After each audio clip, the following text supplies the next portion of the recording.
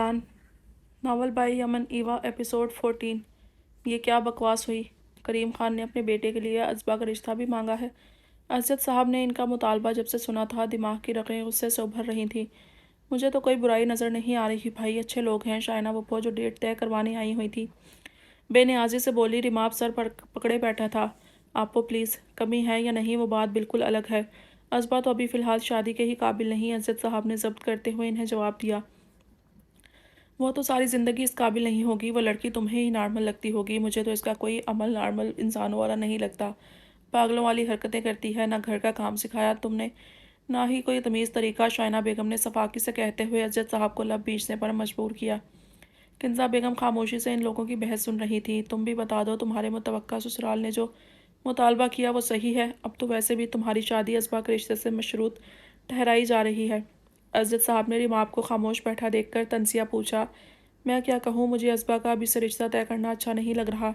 आप लोग फिक्र ना करें, मैं बात करूँगा। अगर वो फिर भी बाजिद हुए तो मेरे लिए आईना से शादी असबा से बढ़कर नहीं। रिमाप ने संजीदगी से जवाब देते हुए इन्हें इत्मीनान दिलाया तो वो कुछ पुरसुकून हुए। इतने जज्बाती होने से पहले एक बार सोच लो तुम दोनों, इसका अब तक कहीं से भी रिश्ता नहीं आया। ना वो किसी के सामने आती है ना मिलती जुलती है।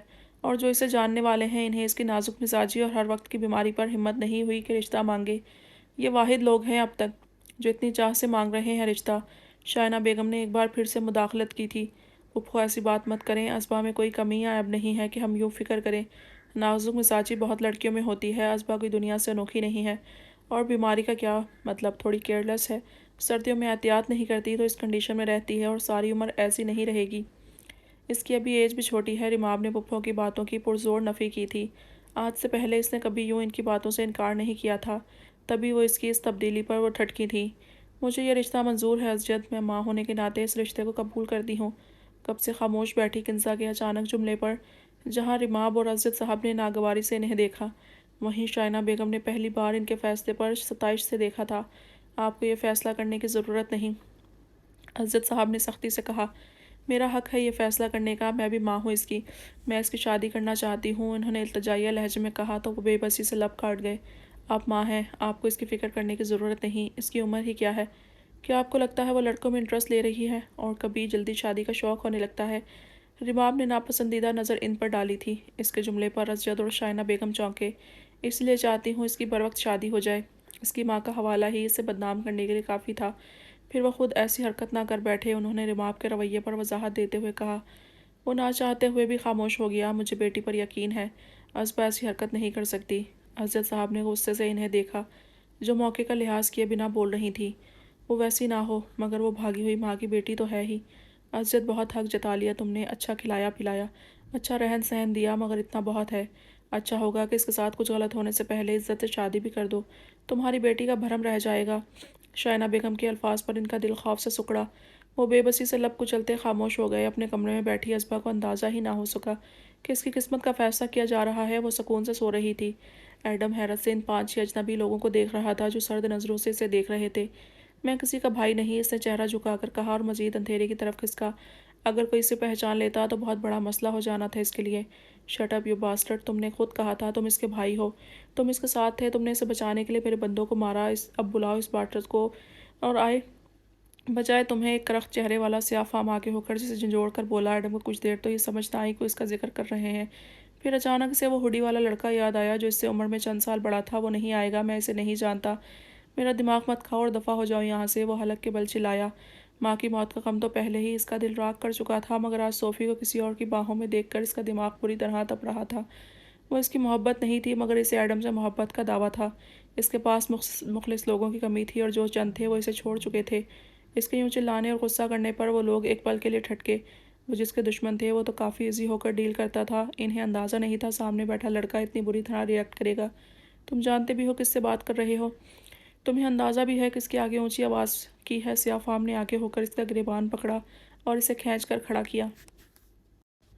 क्या तुम जानते हो किससे बात कर रहे हो? मैं वो इंसान हूँ जिसने आज तक अपना गुस्सा नफरत अपने अंदर दबा कर रखी है। जानते हो मेरे अंदर कितनी आग लगी हुई है। आजमाना चाहते हो, जलना चाहते हो तो शौक से, एडम ने तपते लहजे में गुर्राते हुए कहा और एक ज़ोरदार मुक्का इसके नाक पर दे मारा और पहले ही ज़रब में इसके नाक की हड्डी चटक गई। वो भल भल नाक से बहते खून को दोनों हाथ रखे रोकने की कोशिश में और दर्द की शिद्दत से 2 कदम पीछे हुआ और नीचे बैठता चला गया। गो गेट हिम, इसने चिल्लाकर साख्त खड़े साथियों को कहा। वो चौंक कर एडम की तरफ बढ़े और एडम को अपना अंदर जलाती वो सारी आग उगलने का रास्ता मिल गया था। अपनी जान की परवाह किए बिना इसने इन सब का मुकाबला किया। इसे भी चोटें आई थीं क्योंकि वो एक था और वो 4, मगर इसने एक ने इनमें से हर एक की एक खट्टी तोड़कर वहीं दर्द से निढाल होते ज़मीन पर पड़ा छोड़कर गहरे गहरे सांस भरने लगा।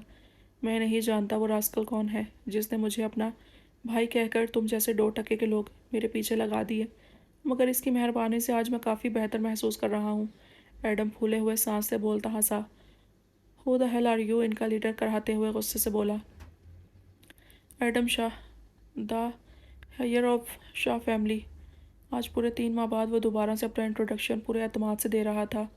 वो सब बुरी तरह परेशान हुए। शाह फैमिली के वारिस से लड़ने का मतलब मौत को दावत देना थी। वो यहाँ के मेयर का पोता था। एडम की सुनहरी रंगत में जोश और गुस्से की सुर्खी घुली थी। गोल्डन बिखरे बाल पसीना पसीना होकर माथे पर चिपके हुए थे और नीले पानियों जैसी आंखों में गहरा सकूत फैला था। वह हुस्न का मुजस्समा था, मगर इस रूप में भी गजब ढा रहा था। Sorry Adam Shah, sorry please. वो माफ़ी मांगते अपना आप क्लियर करने लगे। एडम अपनी शर्ट झाड़ता आगे बढ़ गया। नफरतें दिल में दबाने के बजाय निकाल देना बेहतर होता है। गुस्सा या गम अपने अंदर छुपा लेने से बेहतर है खुलकर इजहार कर लेना चाहिए। आज इसके ज़ात का काफ़ी हद तक बोझ कम हुआ तो इसने ये बातें भी समझ ली थीं, और जिसने इसे ये सब सीखने और समझने का मौका दिया था वो इसे जानता तक नहीं था। इसने क्यों कहा कि वो एडम शाह का भाई है जबकि वो पहली मर्तबा मिले थे? अगर कभी सामना हुआ तो वो ज़रूर पूछेगा। इसके न्यू मोबाइल पर रायमन की कॉल आ रही थी। वो थोड़ी देर स्क्रीन पर रायमन का नाम देखता रहा, फिर कॉल अटेंड कर ली। हेलो रायमन, इसने इतने अरसे बाद इसी नरम लहजे में कहा था जो लहजा इसकी ज़ात का हिस्सा हुआ करता था। रिमाप की ज़िद पर दाराम अपनी फैमिली के साथ और रिमाप की फैमिली के साथ साथ अजवा की फैमिली भी आउटिंग में शामिल हुई थी।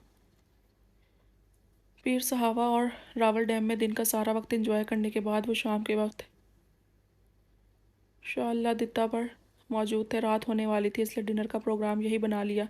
रिमाप की सोच के मुताबिक सब काफ़ी हद तक रिलैक्स होकर गपशप कर रहे थे। हानिया अपने साथ लाइला को भी ले आई थी। दाराम और शाइना बेगम को ठीक ठाक बुरा लगा था इसका यूँ फैमिली प्रोग्राम में थर्ड पर्सन को घुसाना, मगर हानिया मज़िद थी। सानिया अपने आप में मगन रहने वाली लड़की थी। रह गई अजवा और असबाद, वो दोनों हमेशा की तरह साथ थीं। असबा, वो रॉन्ग नंबर्स का इशू सॉल्व हुआ? अजवा ने इससे पूछा। पिछले कुछ वक्त से मुख्तलिफ नंबर से कॉल और मैसेजेस इसे मिल रहे थे मुसलसल, जिसका इसने अजवा के अलावा किसी को नहीं बताया था। किंसा बेगम के एक बार शक करने पर वो खौफजदा हो गई थी कि बताने पर इसका सर गुनाह ना बांध दिया जाए। हाँ, अब इतना ज़्यादा नहीं आती कॉल ना मैसेजेस, बस कभी कभी हफ्ते 2 हफ्ते बाद 1-2 मैसेज आ जाते हैं, और हर मैसेज बस यही होता है, ज़रूरी बात करनी है, बात सुन लें प्लीज़। मेरी कोई फ्रेंड ने नंबर लीक किया होगा शायद, आसमा ने झुरझुरी लेकर कहा, और हानिया के साथ बैठी स्मार्ट वन से लड़की को देखा जो इंतहा की खूबसूरत थी। अच्छी बात है, मगर अब कभी ऐसा हो तो तुम बता देना अपने भाई को। इनसे डर लगे तो हम दाराम भाई को बता देंगे, वो नाइसली हैंडल कर लेते हैं।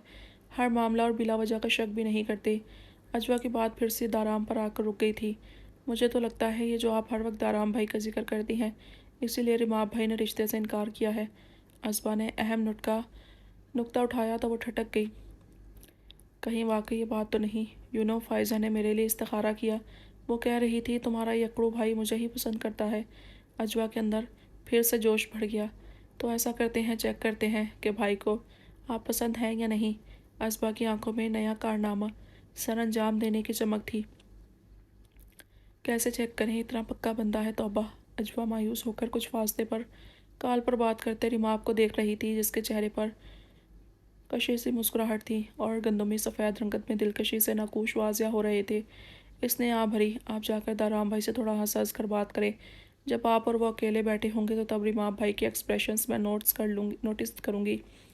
असबा ने मुफ्त मशवरे से नवाजा और जाने क्या सोचकर अजवा भी अमल करने को तैयार हो गई थी। लाइला बोरियत से यहाँ वहाँ देखती अनकंफर्टेबल हो रही थी। इसे लगा था इनके साथ आएगी तो दाराम इसे कंपनी देगा, मगर वो तो पहाड़ों वाली साइड पर ग्रिल से बाजू टिकाए इन सरसब्ज अंधेरे में डूबे पहाड़ों में इन दरख्तों और झाड़ियों में हरकत करते बंदरों की उछल कूद देख रहा था, जैसे इसी काम के लिए आया हो। और यहाँ हानिया इसके साथ साथ घूमती इसका मूड ऑफ कर रही थी। एक तो इस अस्वी को कहा भी था कॉल करे, जाने कहाँ गुम हो गया है। اس نے بیزاری سے بڑبڑاتے ہوئے ہانیہ کے ہاتھ میں دبا موبائل دیکھا اور پھر اپنا سیل اٹھا کر میسج ٹائپ کرنے لگی۔ ہانیہ باتوں میں مشغول تھی جب تھوڑی دیر بعد کال آنے پر چونکی۔ یہ کس کا نمبر ہے؟ ہانی نے انجان نمبر دیکھا۔ لائلہ کے چہرے پر مسکراہٹ آئی۔ دکھاؤ۔ اوہ، یہ تو میرے اسی کزن سفیر کا نمبر ہے۔ تمہیں ملوایا تھا نا اس دن کافی شاپ پر؟ لائلہ نے ایکٹنگ کرتے ہوئے کہا۔ ہانیہ کو وہ شوخ ہینڈسم سا لڑکا یاد آیا تو حیرت سے اسکرین کی طرف دیکھا جہاں پھر سے کال آ رہی تھی۔ وہ مجھے کیوں کال کر رہا ہے؟ ہانیہ کنفیوز ہوئی۔ یار جب سے تمہیں دیکھا ہے میرا سر کھا گیا کہ نمبر دو، اچھی لگی ہو تم اسے اور تمہیں بھی تو اچھا لگا تھا تو میں نے نمبر دے دیا۔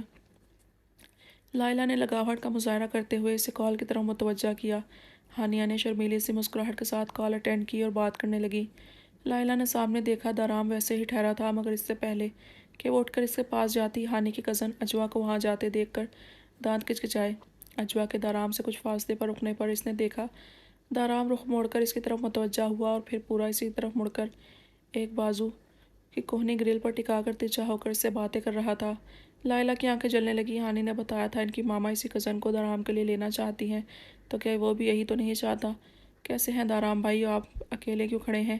اجوا نے اس کے پاس جا کر اسے مخاطب کیا تو وہ اسے دیکھنے لگا۔ آئی ایم فائن، ریماپ کی کال آ گئی تھی اس لیے اکیلا ہی کھڑا ہوں۔ دارام نے جواب دیتے ہوئے ریماپ کی طرف دیکھا جو آئینہ کی کال آنے پر سائٹ پر گیا تھا۔ اوہ، آپ بھی کالز کرنے والی لے آئیں، پھر یوں اکیلے نہیں ہوں گے۔ اجوا کی بات پر وہ حیران ہوا۔ اس نے کب اجوا سے اتنی فرینکنیس بڑھائی تھی کہ وہ ایسی بات کرے؟ وہ تو فاصلہ رکھنے والا بندہ تھا۔ وہ پوری طرح مڑ کر اسے دیکھنے لگا جو ریماپ پر نظر ٹکائے انجان تھی۔ کس سے اور کیا بات کر چکی ہے؟ ویسے وہ لڑکی لائلہ آپ لوگوں کے کافی کلوز لگتی ہے، کیا آپ اسے پسند کرتے ہیں یا کہیں وہ آپ کی فیوچر وائف تو نہیں؟ ایک اور نہایت ذاتی قسم کا سوال پر دارام نے لب بھینچ کر اسے دیکھا۔ ہمارے درمیان ایسی باتیں کب سے ہونے لگی ہیں؟ دارام نے ابرو چڑھا کر سنجیدگی سے کہا تو اجوا کو اپنی بے وقوفی کا احساس ہوا۔ وہ اب نرمی سے بات کرنے لگا تھا مگر وہ وہی دارام تھا جو پہلے تو دیکھتا بھی اتنی سختی سے تھا کہ روح فنا ہو جاتی تھی۔ آئی ایم سوری بھائی، وہ میں تو… اجوا نے پریشانی سے اس کی نہایت سنجیدہ شکل دیکھی۔ اجوا نے کہاں پھنسا دیا تھا؟ اجوا نے ایسا کہا کہ کسی انجان کو اپنی فیملی آؤٹنگ میں کیوں شامل؟ اسے لگا کہ آپ کا اور لائلہ کا رشتہ، مطلب اسے لائلہ اچھی لگی اور کہہ رہی تھی آپ دونوں کا کپل۔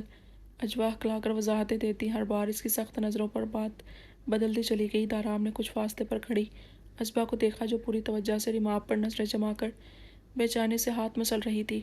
تم دونوں اپنی بند عقل کا استعمال ذرا کم کر دو، وہ ہانی کی فرینڈ ہے بس، دارام نے سنجیدگی سے اجوا کو دیکھ کر بتایا۔ اور اجوا تمہیں نہیں لگتا اب ریماپ کو جیلس کروانے کا یہ آئیڈیا بہت لیٹ ہے؟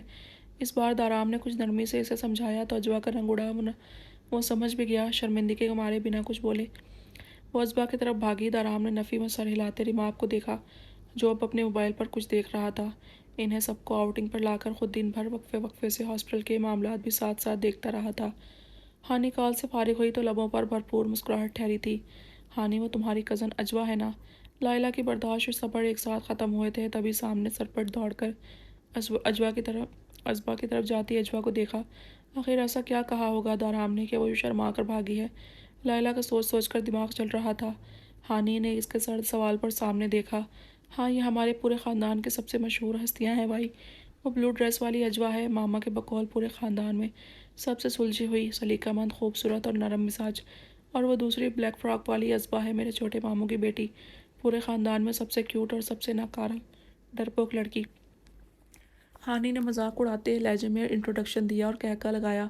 سفیر سے بات کر کے اس کا مزاج کچھ زیادہ ہی خوشگوار ہو رہا تھا۔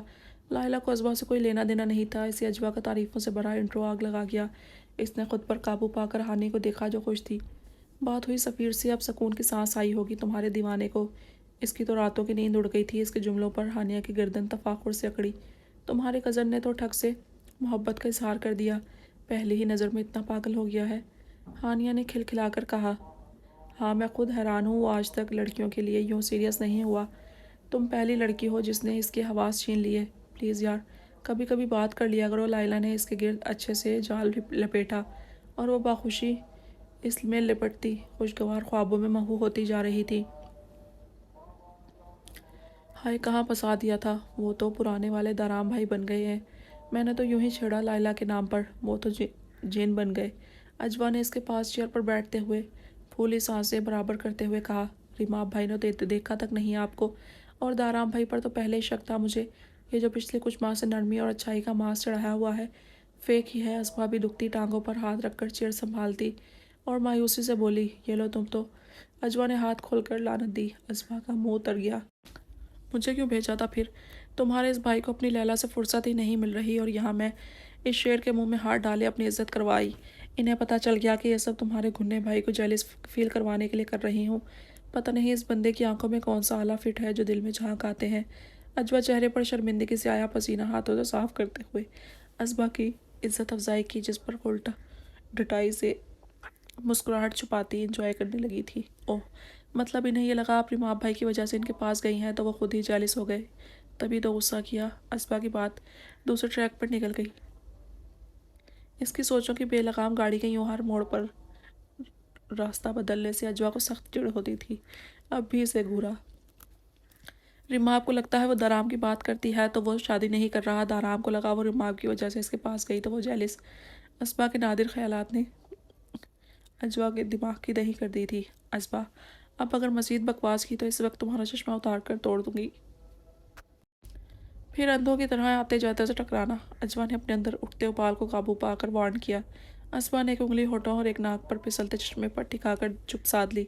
مطلب ریماب بھائی اور دارام بھائی دونوں پیا کو لائک کرتے ہیں، اور ہو سکتا ہے اس بات پر لڑائی بھی ہو چکی ہو۔ اجوا کو دیکھتی وہ سوچ سوچ کر سر ہلا رہی تھی۔ اپنی سوچوں پر پابندی تو نہیں لگا سکتا کوئی، اور اسبا کی سوچوں پر کوئی حد باندھ سکتا بھی نہیں تھا۔ اماں مجھ پر ترس کھائے مارنا ہے تو یوں ہی گلا دبا دیں۔ وہ ماں کے قدموں میں بیٹھ کر رونے لگی۔ آج اس کے باپ نے باقاعدہ نکاح کی تاریخ طے کر دی تھی، اور جب اسے پتہ چلا اس کا دم گھٹنے لگا اس زبردستی پر۔ ترس ہی کھایا ہے اس لیے عزت سے نکاح کر رہے ہیں تاکہ زمانے میں بد کرداری کا الزام نہ لگے۔ ہمارے خاندان میں غیر لوگوں میں کبھی شادیاں نہیں ہوئیں، اب تمہاری کی تو پورا خاندان قطع تعلق کر لے گا۔ اب یہ رونا دھونا مت بچاؤ اور اب باپ کے فیصلے پر سر جھکا دو، پرسکون رہو گی۔ ماں نے پیار سے سمجھانے کی کوشش کی، سختی اس پر اثر نہیں کر رہی تھی تو پیار بھی آزمانا چاہا۔ صبر کر لوں اس انسان پر جو بہنوں پر سختی کرتا ہے، کوئی شرم لحاظ کیے بنا ان کے کمرے میں دندناتا گھس جاتا ہے اور جاہلوں کی طرح سوال کرتا ہے کہ نماز پڑھی ہے یا نہیں۔ بھابھی چھوٹے کو اسکول چھوڑنے گئیں تو گلی سے ہی چیختا ہوا آ گیا کہ گھر سے باہر کیوں گئیں۔ اس کی بہن ہونے کے علاوہ ایک ماں ایک بیوی بھی ہے، وہ تو اتنا بے شعور انسان ہے اسے اندازہ تک نہیں کب کس موقع پر بولنا ہے۔ بس نیم کے نام پر عورتوں کو ذلیل کرتا ہے۔ اسلام سختی کی کب اجازت دیتا ہے؟ وہ تڑپ کر بولتی چلی گئی۔ ایسے انسان کو اپنی زندگی کا حق سونپنے کا مطلب ساری زندگی قید میں گزار دی جائے۔ وہ پڑھی لکھی تھی، اس سے یہ ظلم برداشت نہیں ہونا تھا۔ وہ جانتے بوجھتے کنویں میں چھلانگ نہیں لگا سکتی تھی۔ ماں نے سپاٹ نظروں سے اسے دیکھا۔ ہم نے بھی وقت گزار لیا، تم بھی گزار لو، ساری عمر زندہ کوئی نہیں رہے گا۔ ماں کے شفاق جملے پر وہ ساخت ہو گئی۔